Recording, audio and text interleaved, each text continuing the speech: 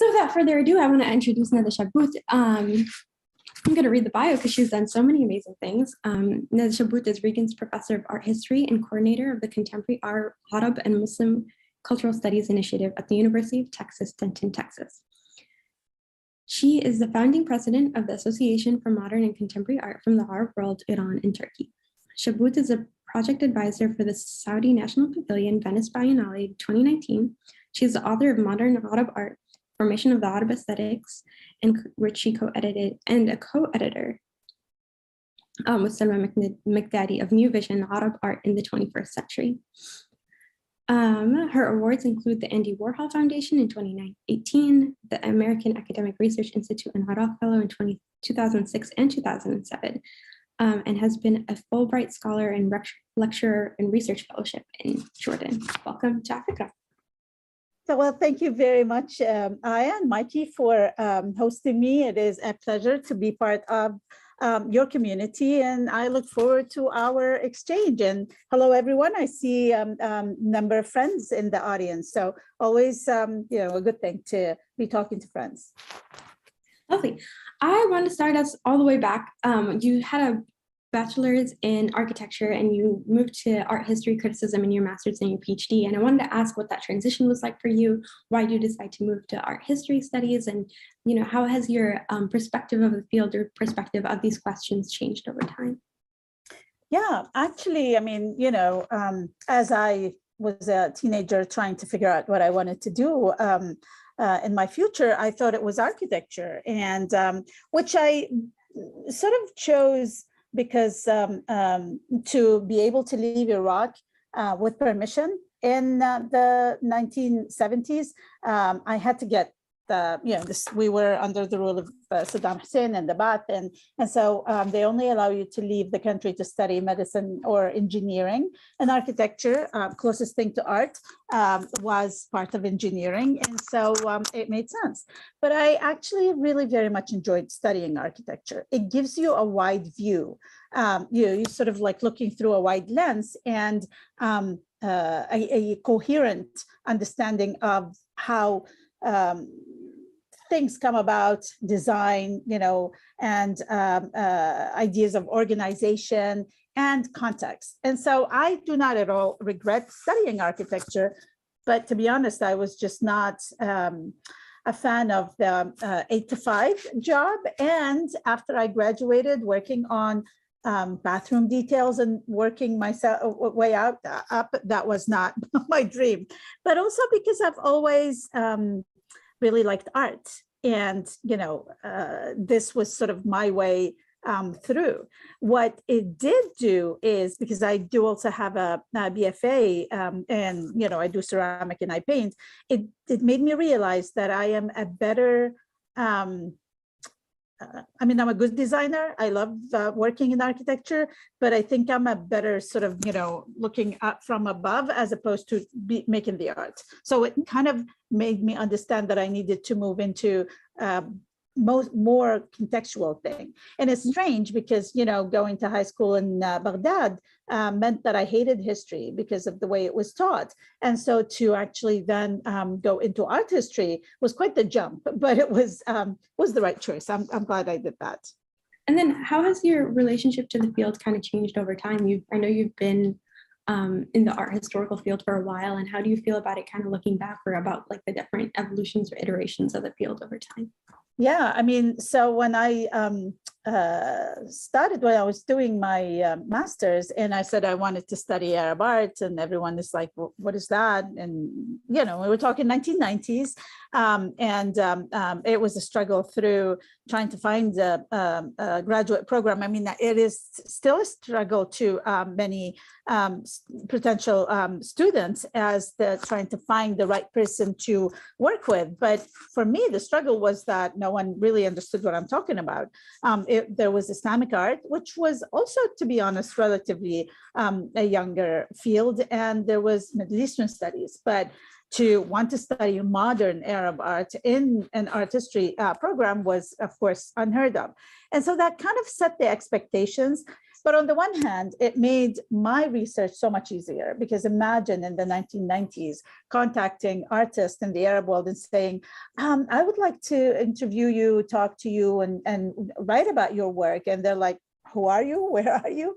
And, ideas of copyright, like, can I get a copy of this work and I'd like to publish it? And they're like, here, take everything you want. So it made research easier, ironically. But of course, I saw how things unfolded. And in the new century, in the 21st century, there is definitely a better understanding of what we mean. I mean, modernism is still a field that requires a lot of decolonization and a lot of unpacking, but and it's not yet as accepting as we would like it to be, but we're definitely so much far off from where I started.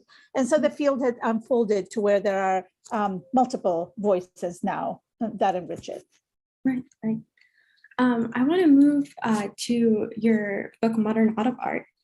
You talk about a few things here in this book. A lot of it is the establishment of Arab aesthetic. What has that meant? How do we decouple it from Islamic aesthetic, and why is that important? And what does it mean to, come to be with that friction of like what the Western or the Orientalist gaze means?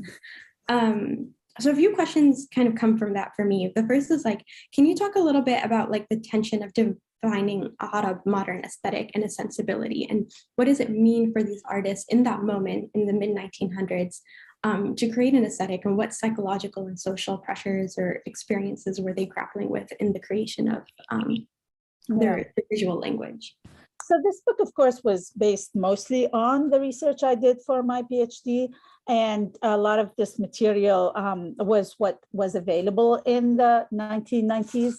I think, if anyone is reading this, to also look at the modern art in the Arab world, the primary documents publication by the Museum of Modern Art in New York, because it actually sort of continues that story. It gives you those voices. It tells you what those artists were thinking about. To me, in modern Arab art book, what was important, and I guess this sort of comes from that struggle of trying to find a place that can hear what I'm trying to say, is I essentially had to sort of study on my own what is Islamic art, so I can say, well, this is not it. This is something different. This has changed and moved. I was sort of always struck by the fact that Islamic art literature, scholarship kind of dwindles when we get to the 18th and 19th century. So we sort of almost don't know what happens in these two centuries. And then all of a sudden, we have the 20th century, but also very little is said about it, whether by scholars of Islamic art, understandably, or, anyone else.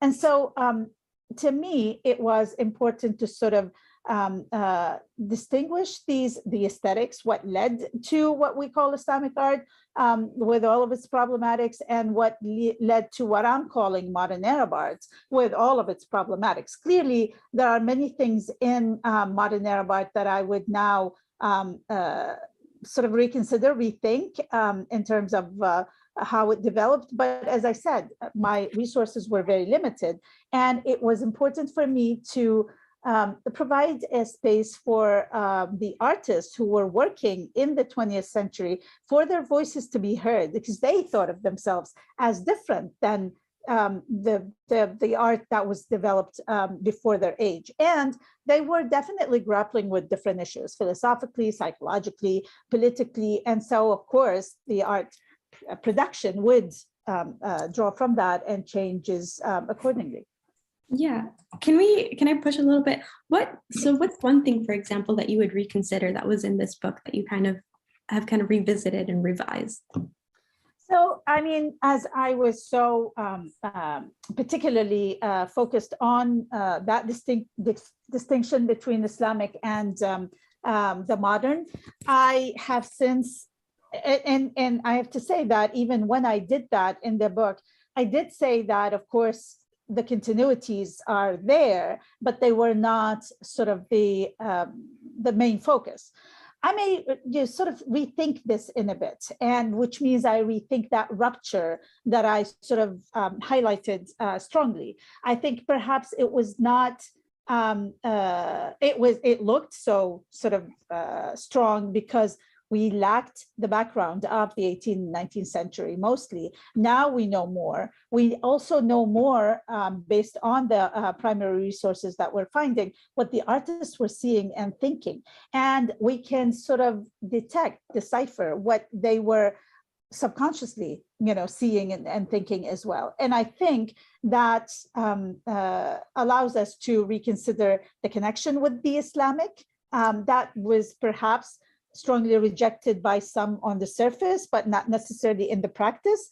And now we sort of can untangle the continuity more and understand how that kind of comes together.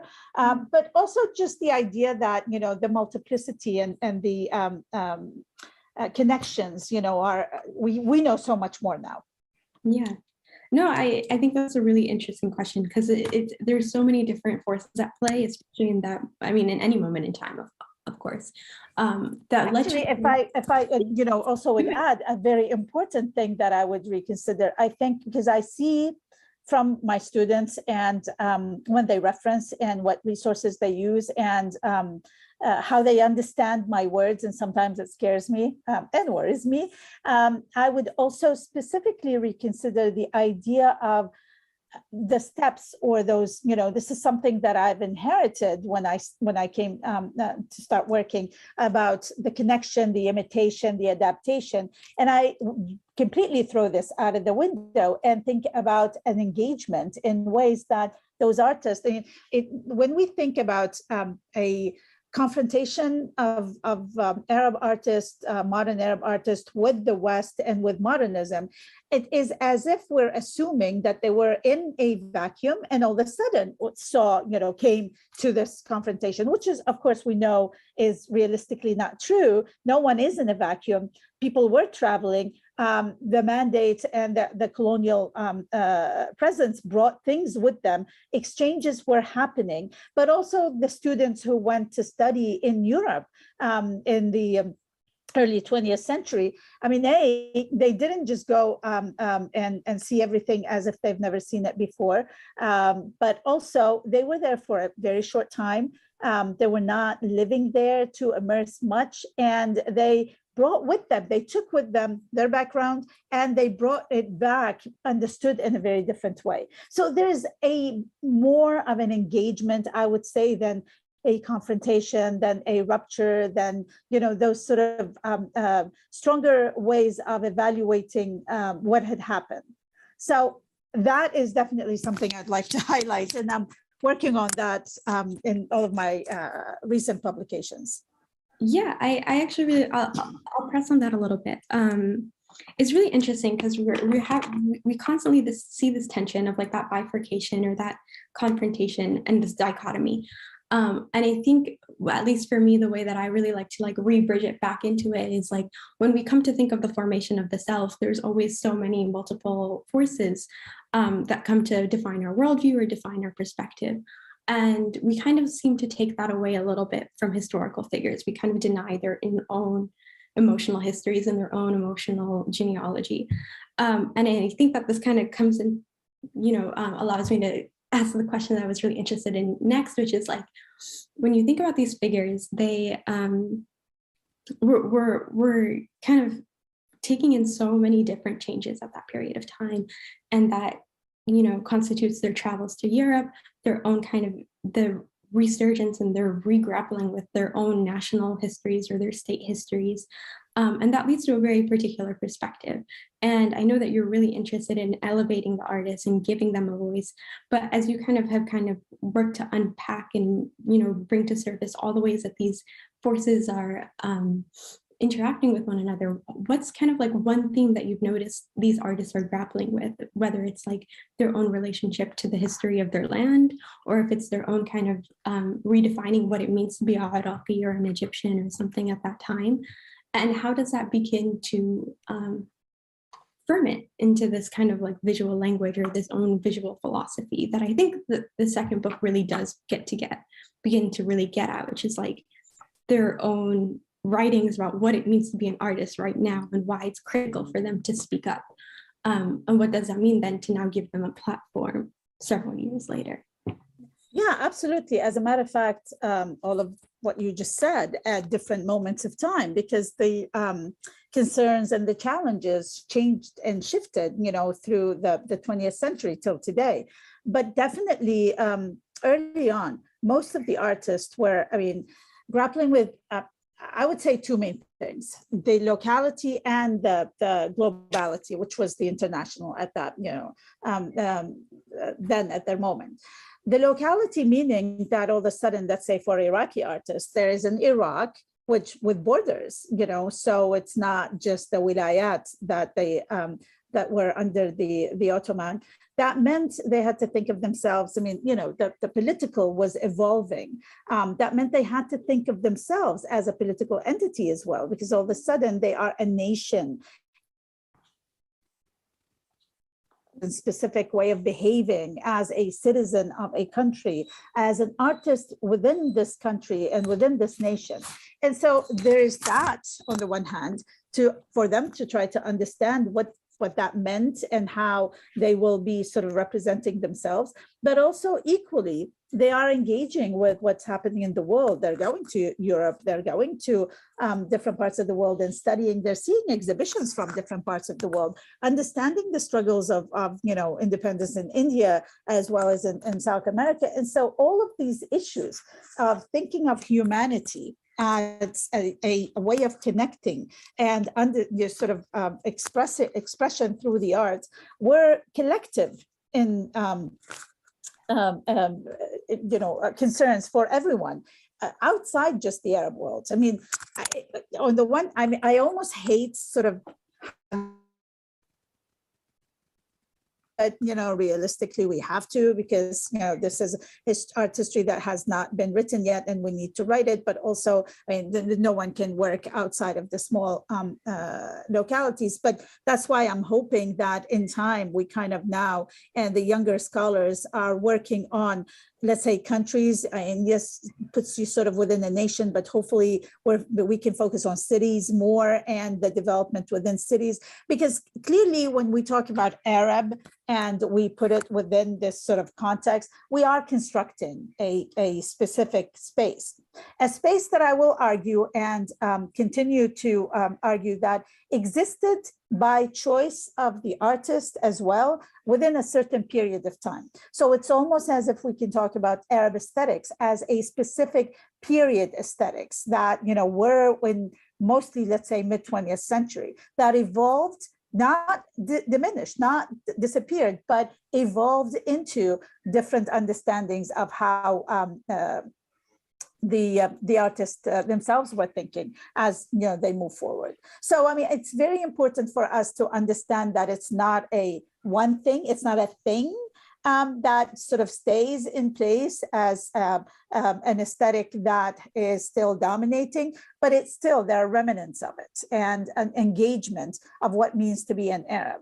But the hope is, as those artists themselves were thinking, yes, we are an Arab bloc, and more so during the 1970s, let's say, than the 1950s.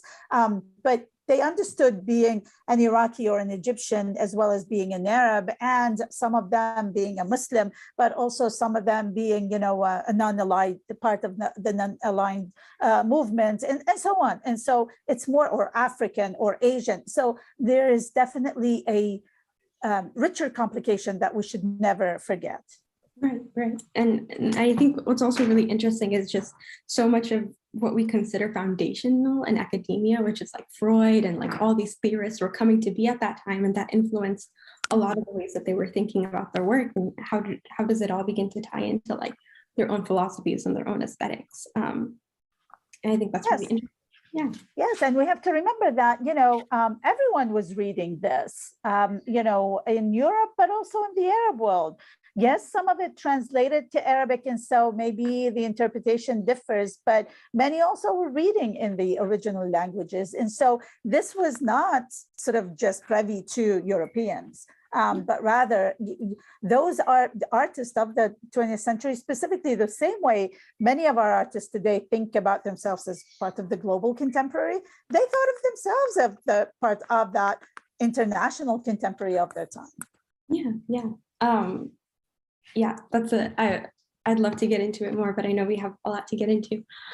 So we're going to kind of like shift and narrow in a little bit more on Hedok. You have a book coming out. I put one of Dia Azawi's works up because I know you work really closely with him. But can you talk a little bit more about like what were Haraki artists, or I know we're into the whole country, and I know you want to focus a little bit more on cities, so feel free to do that as well.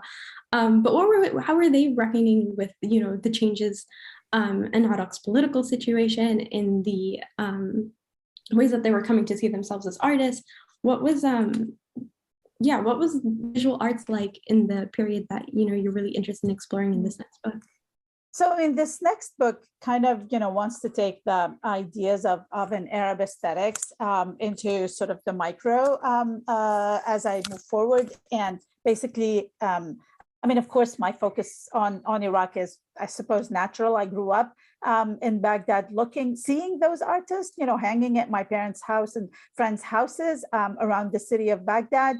And I was just reminded of that in my just recent trip to Baghdad. So, it kind of, resonates, and I understand it. But essentially what this book wants to do is understand or sort of unpack why is it when we look at a group of art and say, oh yeah, this is Iraqi art, even before we recognize the artist, what makes it Iraqi? What is that thing? What is this, what I'm arguing is specific aesthetics that are, yes, possibly shared by, the neighboring countries, and at certain periods of times by choice and exchanges, but also remain specific to Iraq. What makes this work Iraqi, essentially, is what I am trying to argue.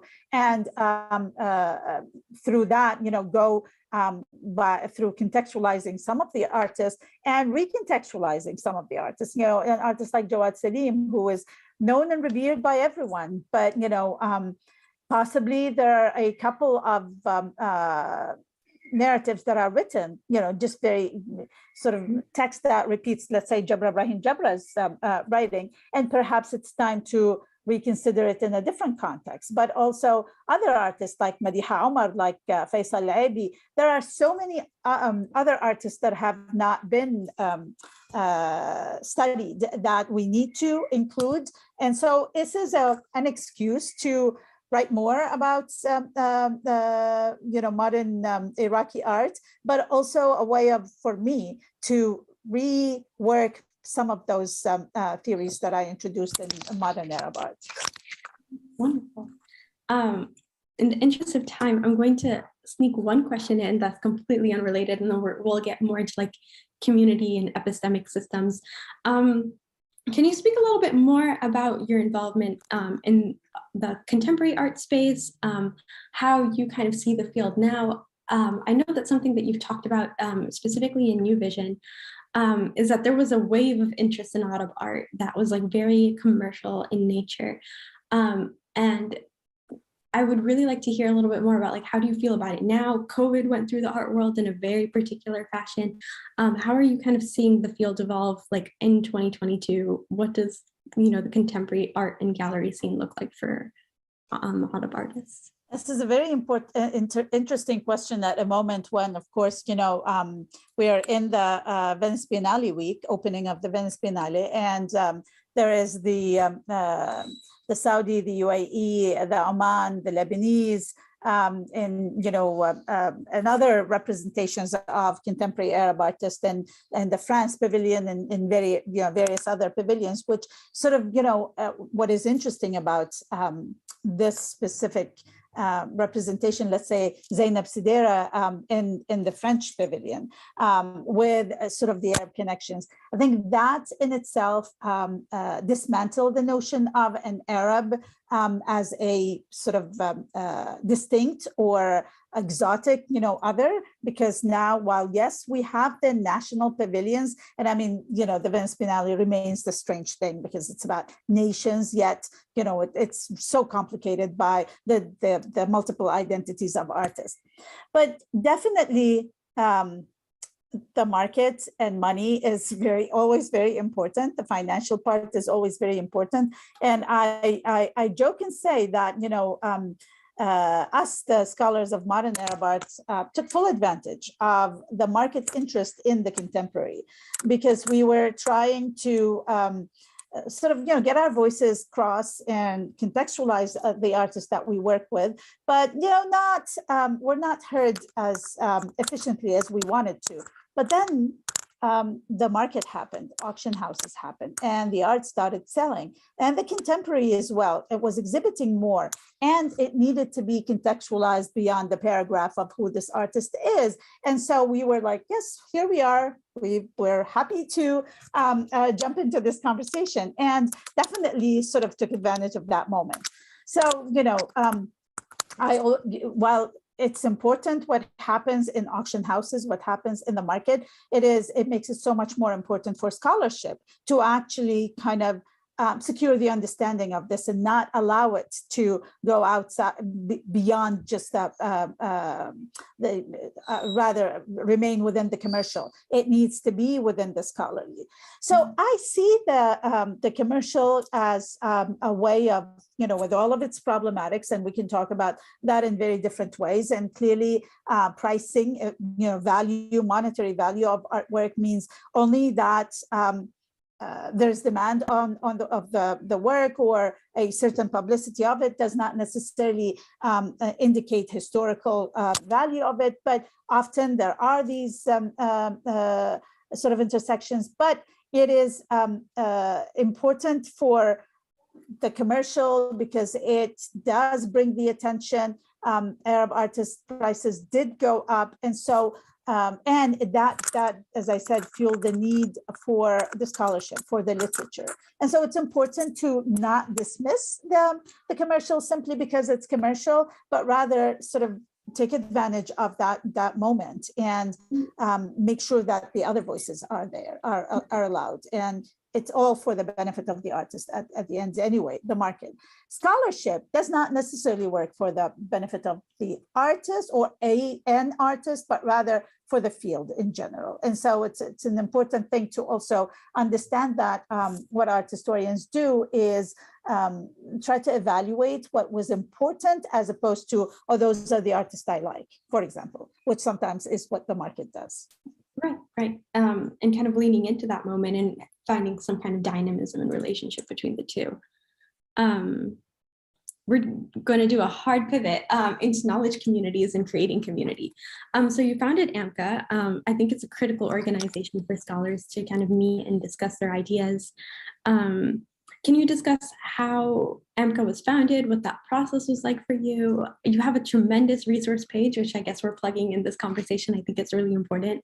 But talking a little bit more about how it came to be and what you envisioned for it in the next few years.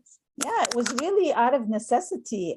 As I had my own struggles as a graduate student, understanding that everyone else who's interested in the field has similar, if not, the same struggles. And so the idea, as few of us who there was sort of presenting at either College Art Association or Middle East Study Association, this sort of lonely paper in a very unrelated panel, but there, as also the market started adding interest, well, there was more interest in the Western academic world, and so there were a few of us who are interested in the studies, and in fact, we had a panel discussion at Montecatini. It was a European forum that allowed this sort of workshops, a 3-day workshop.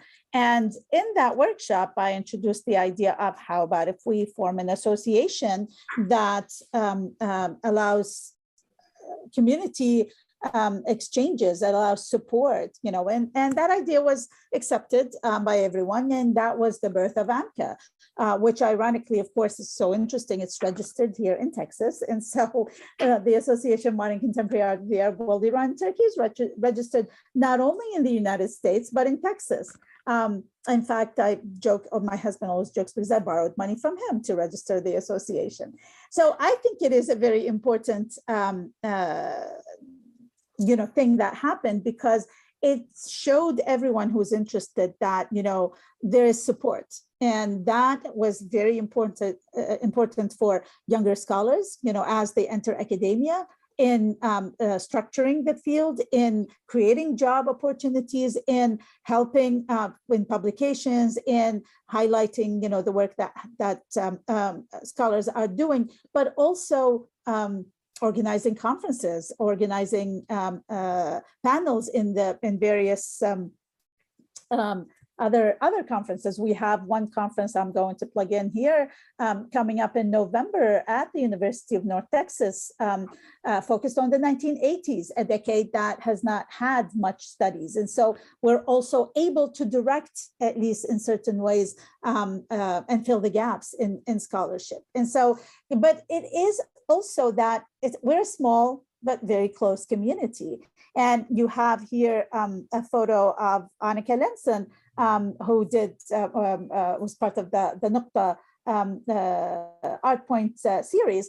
I met Annika in 2007 at her first semester at MIT, and I was a visiting professor there. So, she took class with me, and then things just sort of unfolded and grew in an amazing kind of way. And now I look back, or I look at the scene now, I sit back and look at the scene and see two generations of scholars who are involved in AMCA, or have been involved in AMCA. And so it's a very dear and important thing to me personally, as well as for everyone. And I have to also say that, because people might notice that I am the founding and still president of AMCA, but I am looking for someone to step up. It is not meant to be that way. It's meant to have, other presidents, but somehow everyone just, drops out, resigns as they go up to the point of becoming presidents. And I understand there's this fear of change, but hopefully with more voices, they will take over. But I gotta say, I now just sort of sit almost like an honorary president, and I have everyone else doing all the work. So it is to them that the credit goes. That's a nice structure. It's always, no, it's so lovely. I remember when I first started getting into the field and hearing about AMCA and feeling, a huge sense of relief that there was something, and there's something that can, help you put together all these pieces that felt like they were floating, because there wasn't a centralized place for them. Yeah. No, support is always important anyway. Yeah. Oh, definitely. Transitioning a little bit more to the Modern Art Haddock Archive. Can you speak a little bit more about like your philosophies around archiving, what your own personal interest in archiving, and how you kind of felt about preserving Iraqi heritage in particular? I know there's like something that you've talked about before, is the destruction of the Iraqi Museum of Modern Art, and how that might have been kind of like a catalyst for the formation of the archive, and what you're kind of like coming to think of and see and notice, even within your own work, is kind of doing research in the 90s versus now, and how archives play a role in that, and how it feels different. Absolutely. I mean, again, it seems the projects that I initiate are all out of necessity.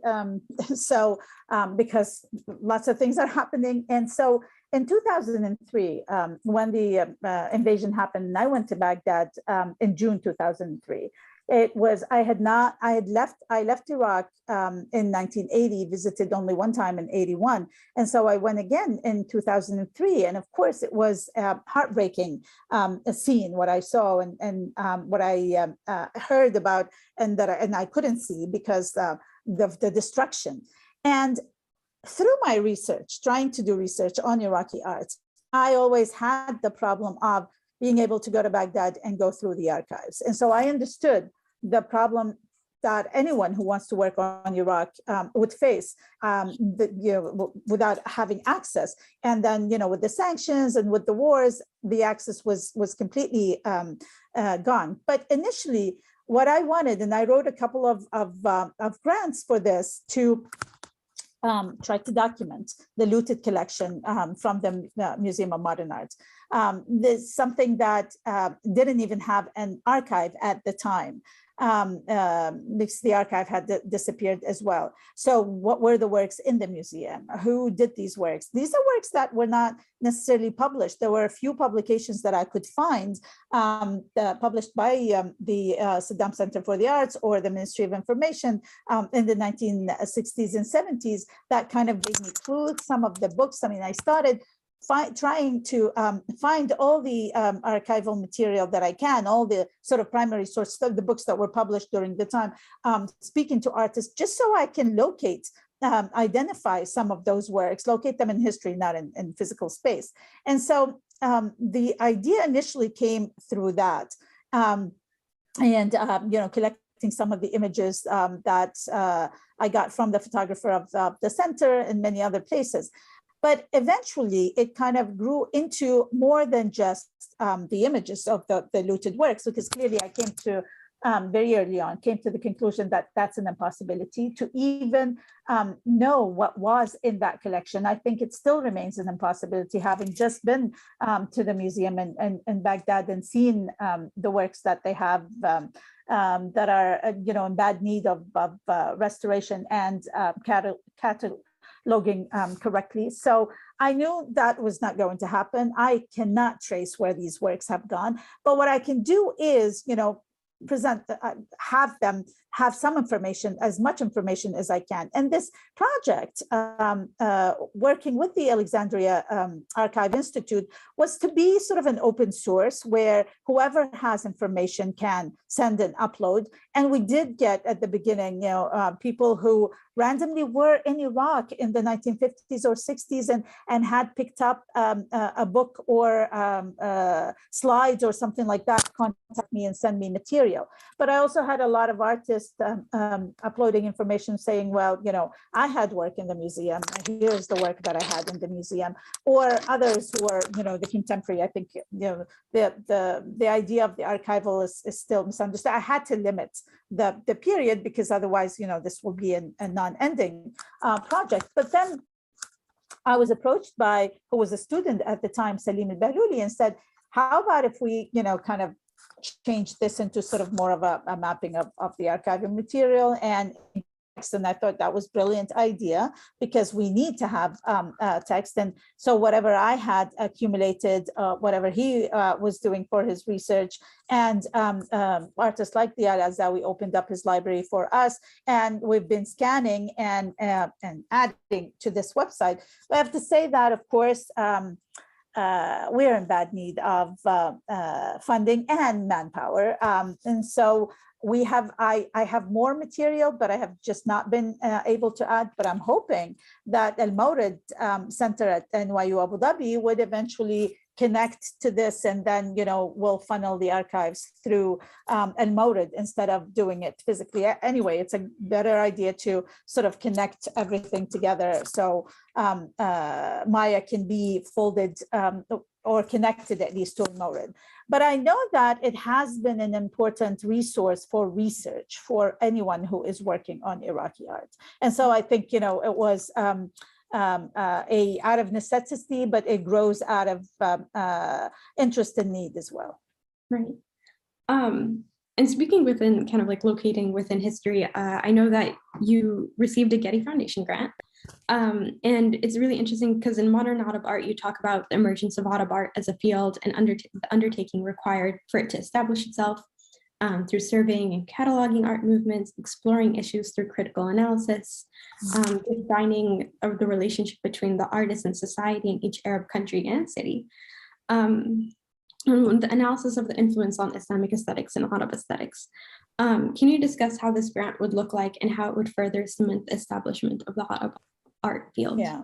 Yeah, and again, this is a grant that came out of a different story that where the Getty Art History Connect wanted to connect with the art history in the Arab world, Iran and Turkey, and I said, you know, we really don't really know much about it. Everyone has been tiptoeing around this notion of is art history global, and you know, something that has been discussed in various ways, and you know, we reject the idea of art history cannot be global, but at the same time we know art history is different things in different places. And so what this project wants to do is understand what is art history in the Arab world, in Iran, in Turkey. You know, just saying that, well, they're not publishing, they're not teaching art history is not enough. It's not convincing. Art is being produced, history is written. Why wouldn't art history be, you know, a consideration as well in these countries? And so the idea of trying to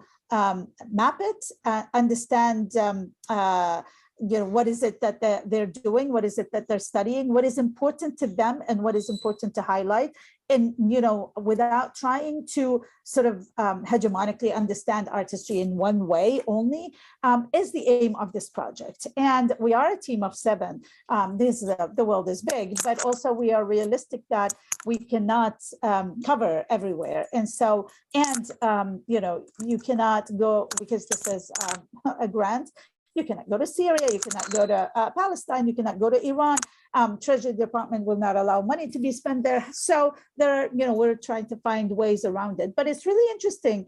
Again, having just come from Baghdad and was at the College of Fine Arts, to see what students are studying there, what are their, what is important, and how their understanding of art history is. You alluded in a couple of questions ago, which I think I did not necessarily reflect on, the issue, the COVID sort of seclusion. Ironically, I think it worked to the benefits in certain ways of connecting many places, because there were a lot of online forums. The world discovered the online forums. So I was, for example, attending talks at Qadisiyah University in Iraq, and different you know, people from all around the region were connecting through forums like this. And so on the one hand, yes, we were all sort of in our own spaces, but we were in our own virtual spaces connecting with others. So I think that kind of, you know, also helped us understand the digital platform as a different way for this project.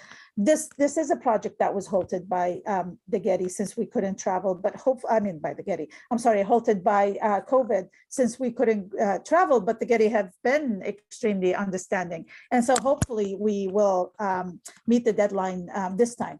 And ultimately, aside from just mapping, we do want to, as another form of decolonizing the field, understand what art history is everywhere else, and you know, move away from that Orientalist sort of lens of what the region does. Yeah. I will move us to the quick Q&A so that we can get to everybody else's questions.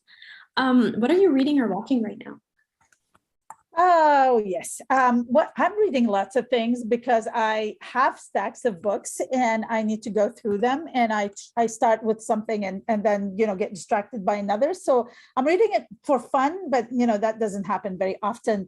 A novel by Ruqayya Azzuddin called Watermelon Boys. You know, haven't gone very far into it, but it talks about an Iraqi and a Welsh person, in the author's background is Iraqi Welsh, and 1915 in Iraq. And so it's that sort of description of the scene of Iraq during that period that I'm really interested in. And so I'm, you know, reading that, but also started reading a very important book that I think I recommend for everyone by Sanjukta Sundaresan, Partisan Aesthetics, Modern Art and India, Long Decolonization, because clearly, as I said before, we shouldn't think of the Arab world, you know, and disconnect with the rest of the post-colonial world. There is the need to decolonize on every level, not just on the Arab world. But also, having just come back from Baghdad, I have stacks of primary documents that I want to be reading. I mean, look at this. This is a quarterly journal of culture and heritage that was issued by the Minister of Culture and Information in 1979. And this is a whole issue about the city of Baghdad, about the heritage and history and culture of Baghdad. I mean, I'm just really enjoying this. So those are love so that. Wonderful. What's the name of the second book on Indian aesthetics? Oh, it is The Partisan Aesthetics, Modern Art in India's Long Decolonization by Sanjukta Sanderson. Oh, okay, perfect. Yes. Who would you love to shadow for a day, past or present? I mean, just delving into all the archival material really wants me to, I would love to shadow both of my grandmothers. My maternal Palestinian grandmother, who lived through the Nakba and the division there, and my paternal Iranian grandmother, who moved to Baghdad, at a very young age and had to intersect with the Iraqi culture of the 1920s and 30s. I think that would just be an amazing thing if I could do a trip back into history. Yeah. What do people most misunderstand about your work? I think generally people don't really know what art history is or why art history is. And so it's not specifically my work, but why we do work. I mean, I have lots of artists who assume that I should be writing about everyone because it's to the benefit of everyone, and everyone should be important. But of course, an art historian has or should be able to focus on whoever they think is important for that moment that they're working on. And so, I almost shy away from working with contemporary artists because of that assumption. So I think that's a main thing that is misunderstood, but ultimately also why we write this art, this history. We write it to understand the bigger picture of the whole world. And at the moment, most of the work that we art historians, scholars of art history of the Arab world, Iran, Turkey do is try to decolonize the field. Yeah, I think it's really interesting because another thing that you mentioned in your book is like what distinguishes a Arab art historian from a traditionally classically trained Western historian. And you're like, well, the first thing a Western art historian might do is look at the formation or the form of the painting. But the first thing that a Arab art historian is asked about the biography and the locale of the artist. And I think that's like another kind of interesting tension of like, how is art history even done and like why? Well, but I mean, that's a specific Western lens, right? Because they, most of the time, I mean, this is one of the most misconceptions of modern Arab art, that, well, it kind of looks familiar, because the assumption is that it shouldn't, right? I mean, it's ironic that we look at the contemporary at the moment, and we can say that there are lots of intersections and similarities and parallels. They're drawing from the same, resources, languages, and material. Same was true for, modern art. So just because something might look a bit like Cubist does not mean it's copying Picasso, because, they're looking at the same resources. And so this becomes a problem. So everyone wants to just like the context, the biography. Why? Where are the problems? Where are the wars? And it's actually, sad. This is what I'm trying to do in my current book working on Iraqi art. Look at the objects of art first before the biography and context, and looking for aesthetics. Yes. Yeah. And whose work do you admire and are inspired by? Oh, so many. I mean, on a professional level, I am inspired and I admire the work of, my mentors, everyone who came before me working in this field, and my colleagues and my students and the scholars, everyone who's part of AMCA. I am in awe of all the work that, members and scholars of AMCA do. On a personal level, I have to say that I am mostly inspired by my mother, the strongest woman I know, who's gone through so much history. I shadowed her life, so I know what she's gone through. Yeah. Okay, and then we'll open up to audience Q&A. Huda, would you like to unmute yourself and ask your questions? Or would you like me to read them out? Okay, in the interest of time, I'll just read them. She first wanted to thank you for the talk. You're such an inspiration with your work and much contribution to the Hadab cultural scene. I admire your working on giving voice to Hadab artists and making their ideas globally known and relevant. I have two questions. How important is it to translate these Hadab primary documents to English? And how important is it to unpack and reveal the work of women artists in the region, specifically the older generation of modernist artists? Thank you for that, and always a pleasure to see you. Even to know that you're here. Your presence is always important to me. You know that, my friends. Translate is very important. I mean, the idea of the primary art in the Arab world. The primary documents, modern art in the Arab world book was because of our need for to teach, because how am I teaching, about an art that has very little literature out there, but also how can my students understand or hear the voices of the Arab artists, which was an interesting thing because translation became very complicated. Do we translate with the understanding faithfulness to the voice of the Arab artist, or an understanding for our students? And so translation is definitely very important. And how important is it to unpack and reveal work of women artists in the region? Definitely, especially the earliest early modernists, because I think for various reasons, there is a dominance of few male voices in the Arab world. I mean, we definitely in Iraq know more about Jawad Salim, Shakir Hassan Saeed, or Dia Zawi than we know about Madiha Omar, Saad Al-Attar, Layla Al-Attar, and others. So definitely there is a need to do that. But I also think that we should understand the dynamics of gender during that period of time in a different way. We always project the contemporary in our understanding of anything of the period. So I think we need to make sure that we understand the gender dynamics of that time. Okay, and then Nader, your question is next. Let me know if you would like me to read it out for you. He also says, thank you for the great talk. Could you please speak more about the strategies one may use in teaching modern and contemporary art to prevent students from both Orientalist and nationalist pitfalls? Oh, yeah. I mean, that is a whole different talk, my dear, and definitely a problem we all face. And, I'm always happy at the end of the semester if my students are not saying the same thing they said at the beginning of the semester. I think it's a process. It's definitely a process of making them hear. And this was the reason why we did that primary document book, making them read the voices, hear the voices of the artist. I think they understand the relationships in a very different way. It's just sort of something about, being at that moment of time, and what the artists are doing kind of dispels that, the Orientalist and all the sort of the misconceptions. But I think it's also important to contextualize works, like we're looking at a work of Jawad Salim.